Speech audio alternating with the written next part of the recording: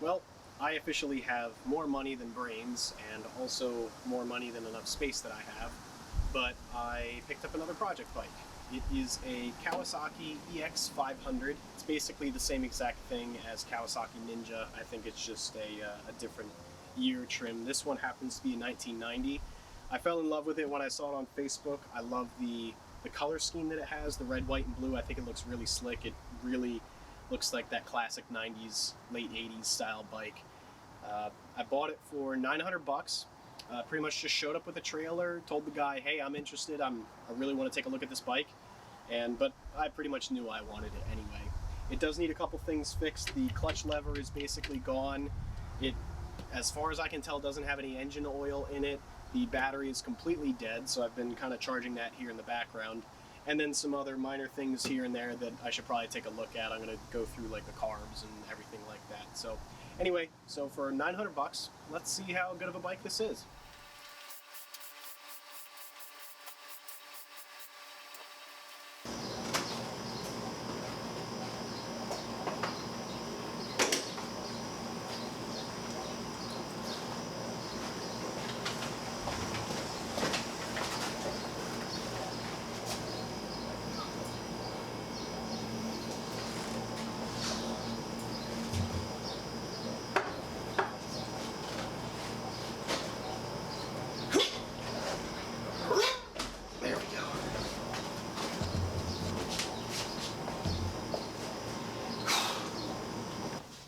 So like I said, the battery is basically completely dead. Also really like how easy it is to get this seat off. That's fantastic. But yeah, the battery is basically completely dead. When I first got it, the battery was at, I think, 1.6 volts, and I threw it on my grandfather's trickle charger, and now I am at 3.3 volts. So we're flying.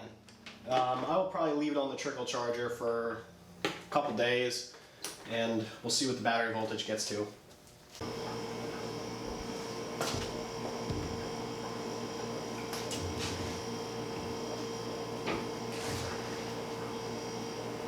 Oh my.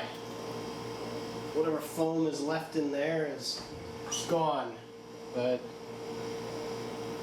there's your battery. See if there's a date code.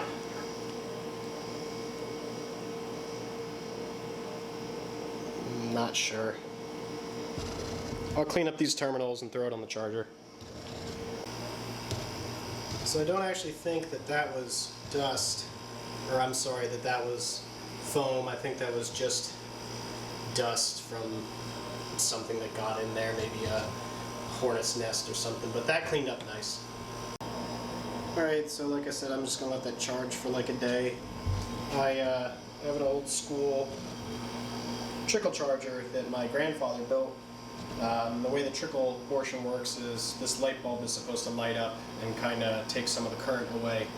But if I go to max on, which is something like 2 or 3 amps, I don't get a peg in my current meter, but I do, on the voltmeter I am getting about 13-14 volts into it, so we'll let it sit there for a couple days and we'll see what happens. So one thing I thought was going to be interesting to record is one of these screws is about to strip out. So I have an old school impact screwdriver where when you hammer on it, it slowly but surely applies torque. It's like a less serious torque wrench or impact driver. And there you go. Easy peasy. So I'm just doing this because I want to check on the brake fluid in the master cylinder, because that would be bad to not have any brake fluid. So let's see what this looks like in here. Hopefully it's full. I mean, squeezing it obviously squeezes the brakes, so I'm going to assume that this is probably full, or at least has some fluid in it. Yeah, that's fine.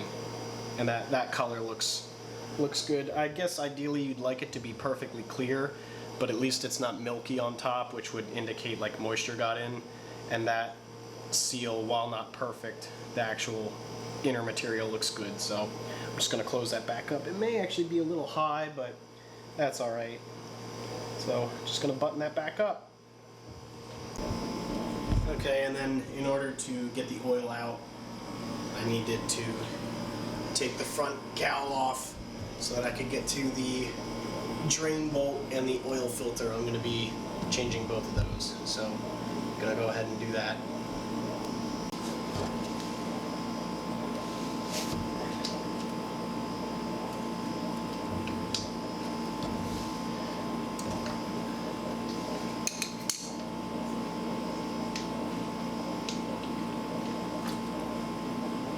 That's not that bad. I would say that's a good color. It's not dark, which is good. I don't see a lot of filament, but then again, we'll see when I get that entirely drained. But with a oil filter change plus just a draining, it's about 3.5 quarts. So we'll let that drain for a little bit, and then I'll plug this up and take this off. For getting the filter out, I have one of these ratcheting filter thingies. It just basically attaches to an extension, and it makes taking filters off really, really easy. I don't even bother with the strap things anymore, just because of how simple this is. So just spread it open, get it on there. Yeah, it's easy peasy.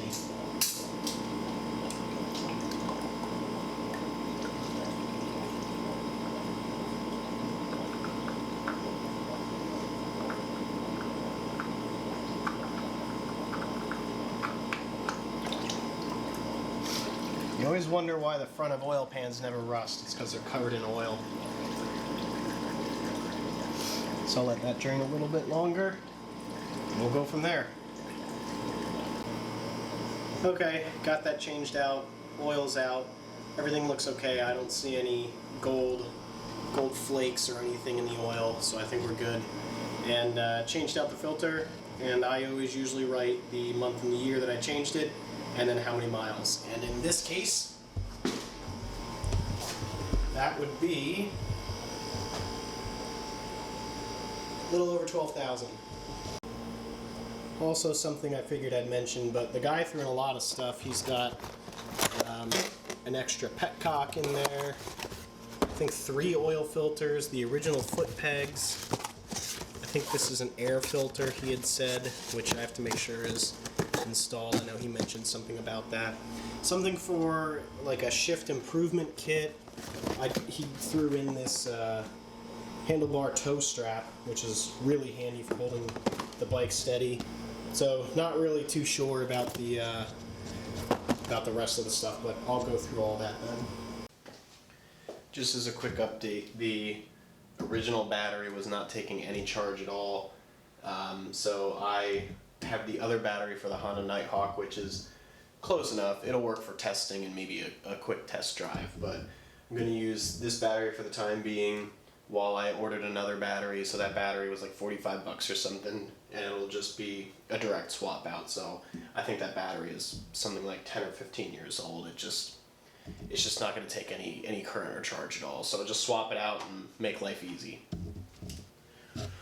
So I've got the new oil filter on, like I said, and the drain plug is back in, and I've got some older Suzuki 10W40 motorcycle oil that I have it for the Suzuki, but I haven't needed it at all. I think when I changed my oil, I bought new motorcycle oil for that. But anyway, I got about 3.5 quarts out of the drain pan, and when taking the oil filter off.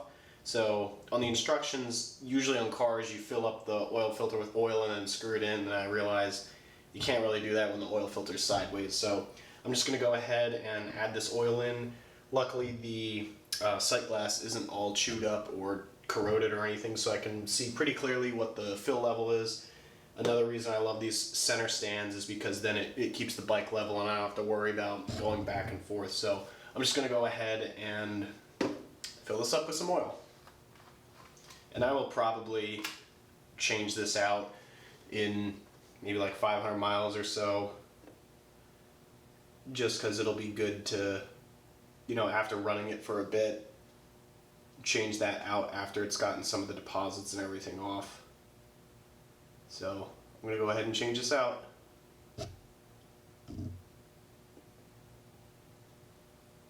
Don't even need a funnel.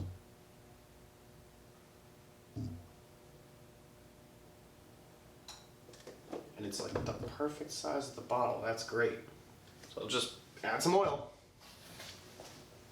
Also, I had to take off the front fairing in order to get access to the fuel filter, or at least make it so it wasn't completely dirty when I did it. When you do that, you have to take off the...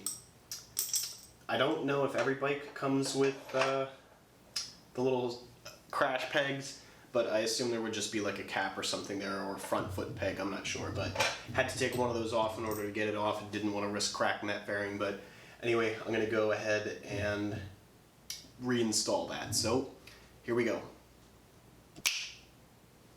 There we go.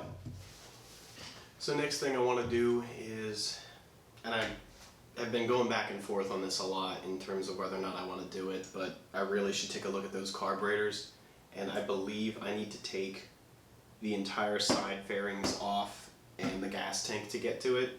I might try and see if I can just get away with just the gas tank, but something tells me these side fairings are going to have to come off. So I'll look in the manual and see how much work it's going to be, and then I'll just get to it. We'll see how far we get.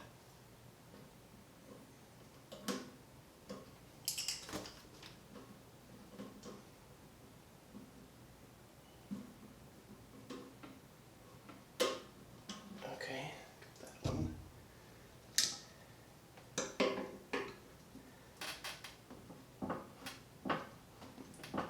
Almost.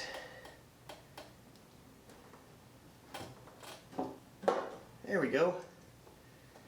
Easy peasy. Let's get this tank off. Alright, and that's one motorcycle with the gas tank. Don't forget when you do that to put the petcock in the off position, otherwise you're going to have a bad time. So let me take a closer look at this and see what I'm dealing with. Okay, definitely wasn't the easiest thing. I did get it out. Those ports are definitely a little bit crusty. Everything seems to move very freely. On a cursory look, it doesn't look bad, so I probably won't dive too deep into it. I'll probably just take off the bottoms to just make sure there's no gunked up gas in there. I do need to replace this fuel line. There's a, I don't know if you can see, but there's a tear there, so it's just a short piece of fuel line that goes to the fuel rail. I'll just give it a general clean over. I probably, like I said, I won't delve too deep into it. I'm sure it's okay. And then I'll clean out these boots a little bit. And then I think I actually need to install an air filter in there. But anyway, like I said, I'll go ahead and clean that up. Looks like this came a little loose, I assume, probably because the carb's not installed, but we'll take a look at that. So, unfortunately, for some strange reason, I turned my microphone off while recording this, but anyway, as you can see, I'm using that impact driver again just because some of those screws are stripped. I don't know why those screws typically seem to strip so easily, but anyway, removing that bottom bowl, and it's a little bit crusty in there. It's not terrible, like there's nothing super loose. This one did have a fair amount of sediment built up on the bowls, though. There I'm just checking to see how well that jet goes up and down, and it did seem relatively free, which was good, but like I said, there was a little bit of crust in there that I wasn't wild about, so definitely really happy to have taken this apart, and then I'm gonna start going ahead and checking out the other one. So now moving over to the other side, I'll pop that bottom bowl off, and this one is actually a little bit better. Again, the bottom of that bowl is a little crusty, but nothing serious. Actually, looking at the top of the floats, though, there's nothing resting on it like on the other one, which is good, and I've got some decent movement out of that jet there. So now that I've got it all apart, I'm glad that there's no serious grime or buildup or anything super sticky, so I'm relatively okay with everything. The idle set screw is a little bit stuck, so I'm going to have to take that apart and clean that up a little bit, but overall we'll just go ahead and get into it. Alright, sorry in that last clip I had my microphone off, but got those cleaned out pretty good. Those look a lot better. Bowls are looking nice as well, so I'm going to go ahead and button the bottom back up, get that back together. Okay, and now I'll just put them back together, and it's backwards. So it's stuff I have on the right side goes on the left and vice versa. And I don't actually, oh, okay, they only go one way. Great. Okay, surface is clean. Let's get the puppy back together.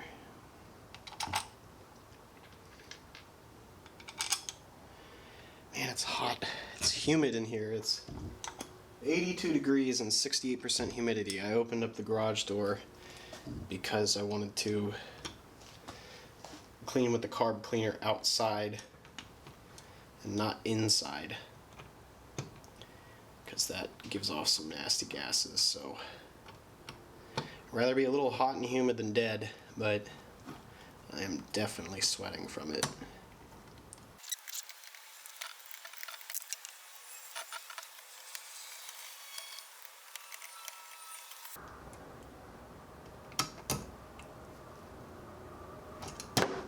Every time. Alright, let's flip this over, take a look at the other side.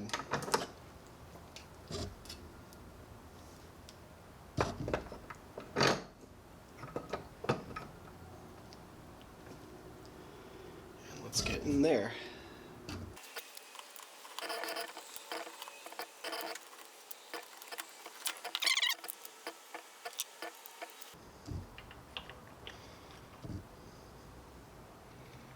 That all looks okay.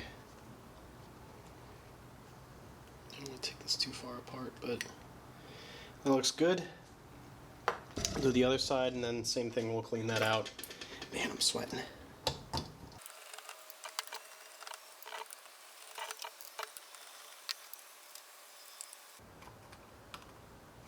Oh, this one's a little crusty.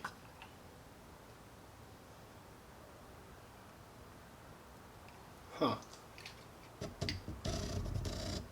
Not sure if this matters, but that one's missing a, you're not going to be able to see, but on the needle, on the one for the left, I've got this like flotation cage. Here. And on the one on the right, I don't have one.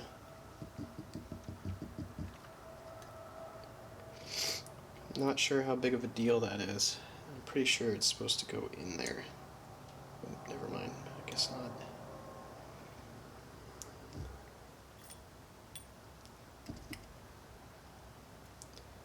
Alright, anyway, let's get this cleaned up. Also, never mind, the other plastic piece was on the spring, so all good.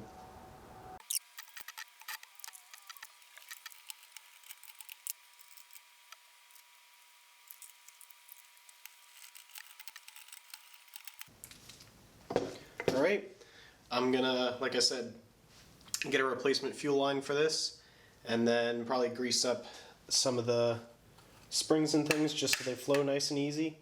And then this is all good to go, and we can reinstall it then. So I remember him saying something about the air filter being bad. I'm glad I checked this out. It is most certainly gone, so I'm gonna have to clean that out and probably get a replacement. So let me go take a look there. Okay, so I got that area for the air filter vacuumed out and cleaned out a little bit. Cleaned out the covers too, but I want to clean up inside there a little bit more, but we actually just lost water. I guess something happened with the main water line around town. So instead, I'm going to work on this weak clutch lever. It might be difficult to see, but it does actually move the clutch. It's just loose. So I'm going to follow the instructions for tightening that back up.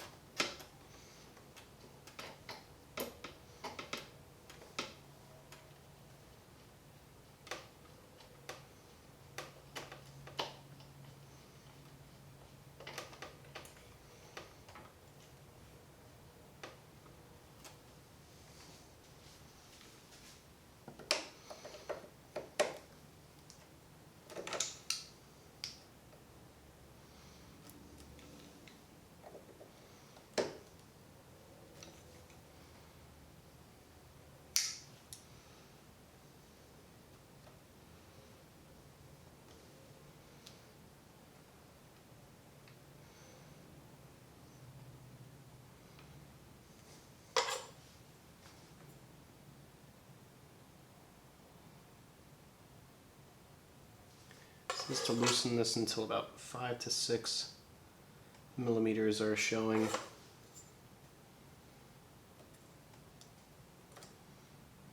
That's about right. So tighten this guy down.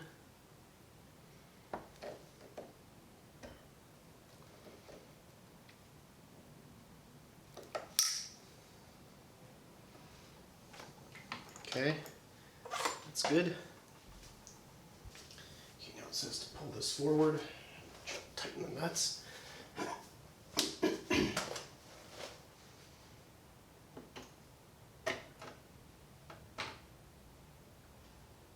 Which way would forward be? Probably take slack off.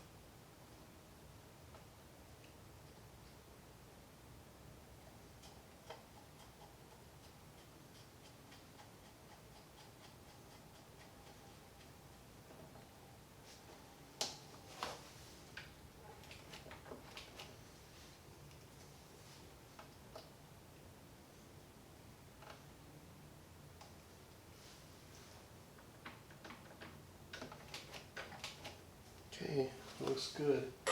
Let's tighten that up. I'll probably come back and adjust that a little bit then, just to make sure it's decently tight.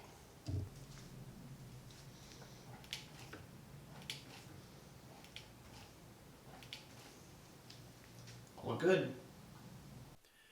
So my dumb self forgot to turn the microphone on again, but here I got the spark plug wires off, so I'm going to remove the spark plug from the engine, hold it up to the side of it, and see if we can get any spark out of it to see how well that's working.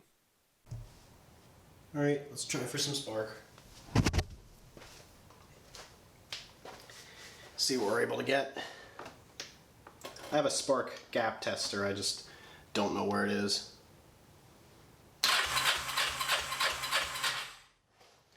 Let's see, that looks pretty good.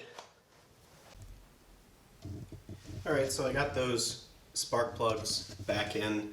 I only tested spark on the one spark plug. I figured if one was working and if the other one wasn't, I knew exactly what the problem was.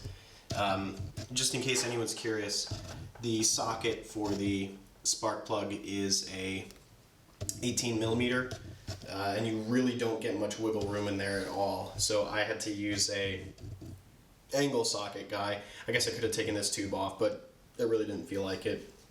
Just in case there's like cracks or anything in there, I didn't want to make a situation worse. But anyway, battery is showing up today, as well as the new air filter, and then I can go ahead and hopefully test this later today once those are here. But for the purpose of testing, like I said, I've got that Honda battery in there, so when I turn it on, everything comes on nice and well.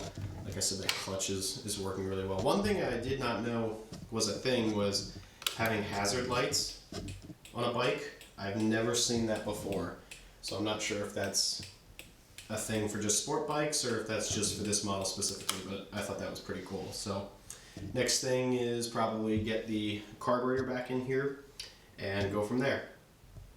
Alright, so I got the new fuel line installed. It's pretty much the same length as the old one. I'm not really a fan of this style like retaining clip that's on there, so I will probably just use a regular old what's it called? Hose clamp for that instead. It's just regular 5/16 inner diameter fuel line hose from AutoZone. So I'm just gonna go ahead and start getting that reinstalled. I remember reading online someone saying to help get your carburetor boots a little more pliable to put them in hot water. I don't remember if that was Musty or Diesel Creek or something, so I'm just going to give it a shot. I'll let them sit in there for a couple minutes, warm up, and hopefully it'll make it a little easier to install in here. That would certainly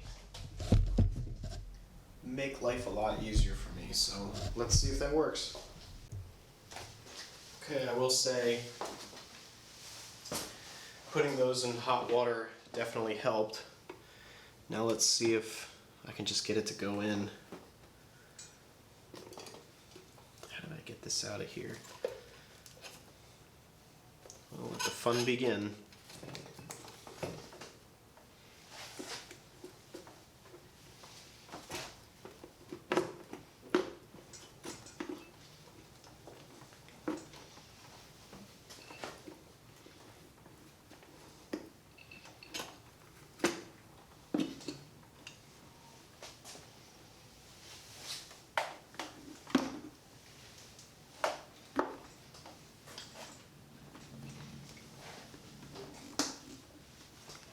Well, that was easy.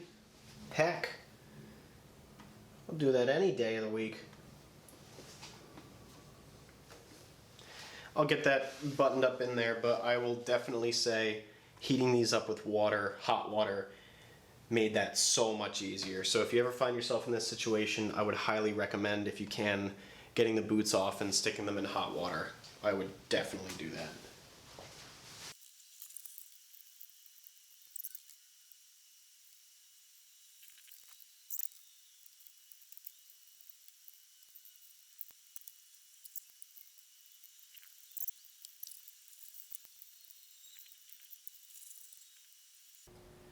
Okay, air filter is back in.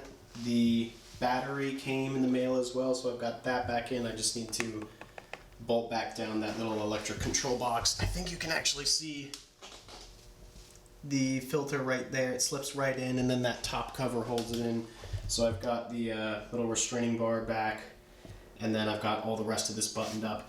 I did forget to put the hose clamp on the bottom of the fuel hose, so I had to try and do it in this very tight quarter area. I really, really, really recommend that you think ahead and don't be stupid like I was. That way you're not cutting up your hands and all that crap. So anyway, next up is I did clean out the fuel tank. I've got a picture here I can throw up. The fuel wasn't great, but it wasn't terrible.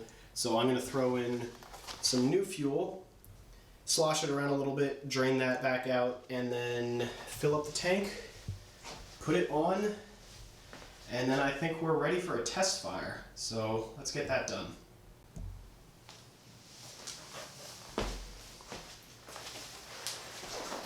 Alright, now I'm gonna put the tank back on, maybe temporarily, and get the fuel hoses connected up. Well, I found it. After a very long time, it was in here in the trim. So, let's try this again. Jeez, what a waste of, like, literally 20 minutes.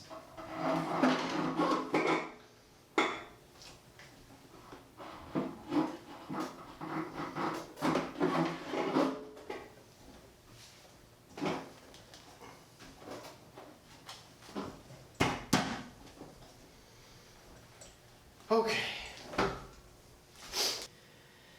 Okay, idiot check. Tank is back on. Petcock is in reserve position. I put maybe half a gallon in there. I'm not entirely sure. Kill switch is good. Battery is good. Spark plugs are in. We're in neutral. I think we should be ready to test this. So, without further ado, let's give it a shot. Now, I'm going to assume that it's probably going to take a little bit of time to get some fuel through the carburetors and everything. So, hopefully it won't take that long. But, let's give it a go. Choke is on.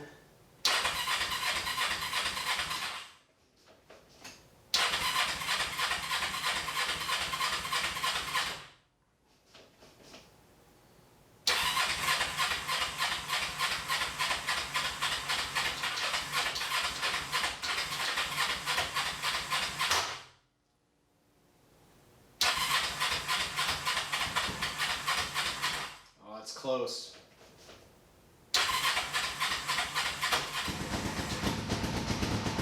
Yes!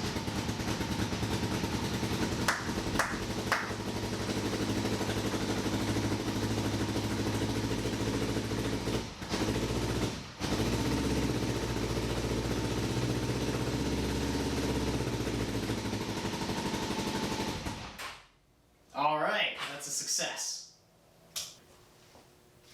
Okay, so the bike is running, however it's running very poorly. So I believe that because it's idling very poorly and it has poor low-end throttle response and basically can't run without the choke, I believe that's indicative of a clogged pilot jet. And unfortunately, when I had the carbs apart, I didn't want to take any of the jets out. Don't ask me why, so tank's got to come back off, carbs has to come out, and I'll just give it a much more thorough cleaning and we'll see if we find any gunk inside. So I'll go ahead and get that all back off. Okay, so I took out the main jets and the pilot jets, or the pilot jet rather. And pilot jet was a little gumped up. There were some holes that I couldn't see through. Unfortunately, when I tipped this over to put on here, a lot of gas came out, so I had to clean up a mess and all that stuff. But anyway, this one's now all cleaned up. I'm going to go ahead and work on the second one. These screws are so cheap. I really need to make them out of something harder than napkin.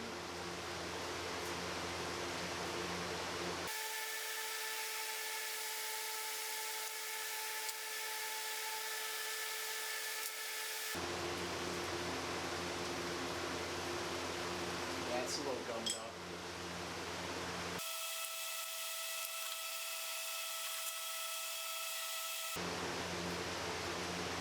That is completely clogged, so I cannot see through the end of this. I really doubt you'll be able to see this at all.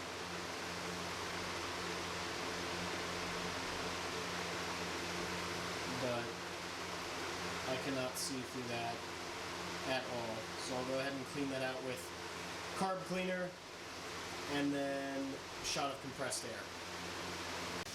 Alright, got all the jets and pieces cleaned out. I'm going to go ahead and reinstall them, button it back up, and then get ready to throw it back on the bike. Real quick tip for anyone who's doing this job. If you have trouble getting your carburetors back in, I know I talked about heating up these boots in hot water. That definitely does help, but if you take off the back bracket, which is what the tank mounts to, you're able to move this whole junction box up a little bit, and then that really helps you get the carbs in there very easy. I was struggling with this for probably 15-20 minutes. Cut up my hand pretty good. I doubt you'll be able to see, but anyway, just wanted to give that little quick tip.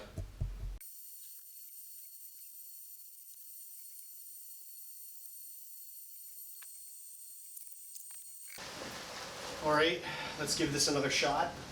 Can't really be outside because it's raining, but should be able to get a good idea. We'll probably take a little bit of time again to get fuel throughout. So here we go.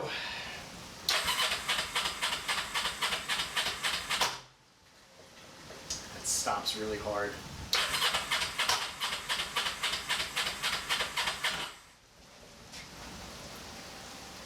Reserve.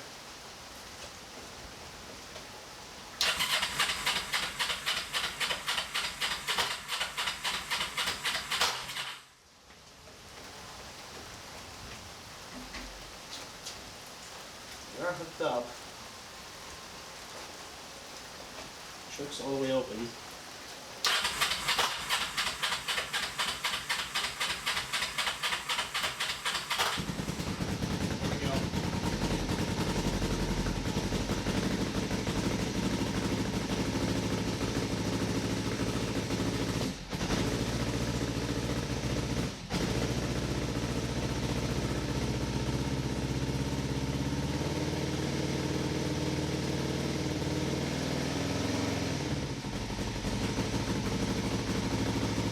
Better with the choke.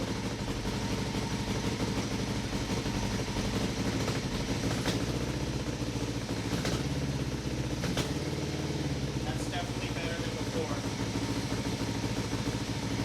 I'll let it warm up a little.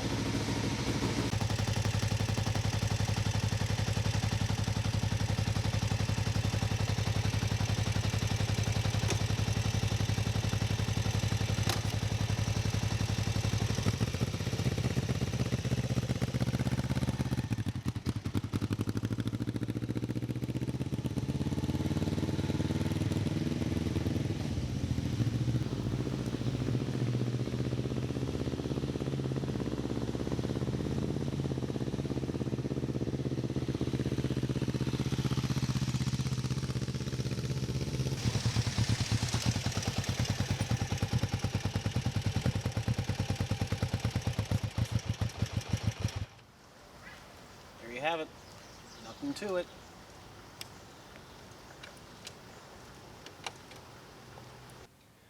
Alright everyone, I just got back from the maiden voyage on this bike. It was about 25 miles. The bike ran, honestly, really well. I am still every once in a while having it drop a little bit in idle when I'm sitting at like a stoplight or something, but I think just a fine tune of that idle screw and I will be good to go. But anyway, I would consider this project 90% done. And by 90%, obviously that means I have to pull the carburetor back off. So let's jump into that. So this is probably the third or fourth time I've had the carbs off. I just wanted to go back through and seriously clean it out with compressed air and taking more parts off at the same time. And I did notice that the float was set to the improper measurement on... You're supposed to take a gauge and measure from the side of the body to the top of the float bowl. It's supposed to be at 17.5 millimeters, and I found that it was at about 20 millimeters. So not sure how much of an impact that's going to have, but I figure since we're here, we might as well set it correctly. So I'm going to continue tearing into this, and then hopefully that's the last time I have to take this apart. Hopefully.